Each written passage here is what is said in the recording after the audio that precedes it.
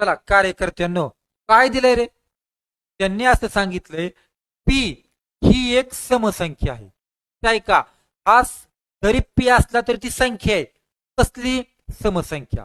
आणि त्यांनी तिच्या पुढची क्रमाने येणारी 30व्या क्रमांकाची समसंख्या विचार. एखाद्या संख्येच्या पुढची संख्या. ऐका मी काय सांगतोय ते. दिलेली संख्या कसली आहे? तर ती सम आहे. आणि विचारली कसली? बघा, समच विचारली का नाही. म्हणजे दिली सम, विचारली सम. दोन्ही जर सारख्या सारख्या असेल का नाही, सारखं सारखं, तर कितवी 30वी संख्या काढताना फक्त त्याच्या डबल करायचं. कधी डबल करायचं?